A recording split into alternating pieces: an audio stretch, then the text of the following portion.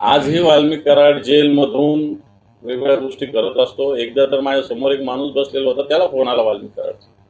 मला आश्चर्य वाटलं. आता मी नाव नाही सांगू शकत त्या व्यक्तीचं, पण तो त्याच्या माझ्या समोर फोन आलेला मी पाहिलेला आहे. कोणाला कसं सांगू. आणि सांगण्याचा मुद्दा हा की अशा व्यक्ती ज्यावेळेस असे गुन्हे करतं त्यावेळेस मोठा सपोर्ट असतो, आणि हा धनंजय मुंडेंचा आहे, काही लपून राहिलेलं नाही. त्यामुळे मला असं कदापि वाटत नाही की अजितदादा जरी बोलले असतील तरी अशा पद्धतीने धनंजय मुंडेंना मंत्रिमंडळात घेतलं जातं. पहिले शॉकिंग विषय ऐकायला मिळाला या राज्यात. गृहमंत्री फडणवीस साहेब बारकाईनं लक्ष घालावं.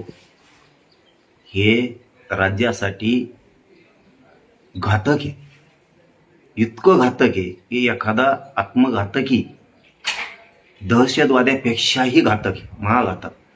जर जेलमधून संतोषभाई देशमुखांचा नंबर 1चा आरोपी जर लोकांना फोन करत असला तर या राज्यात पुन्हा मर्डर पडतील, आणि त्याला जबाबदार फडणवीस साहेब तुम्ही असताल. अजितदादा तर वेगळंच स्वप्न बघतायत की ज्या त्या सारमाड्याला का कारमाड्याला कोण त्याला पाठबळ देणारा माजी मंत्री होता, आणि त्यालाच मंत्रिपद द्यायला जणू तुम्ही आता पुन्हा. काय तुम्हाला इगार आठायलेत. विनाशकाले विपरीत बुद्धी अजितदादा यालाच म्हणलं जातं.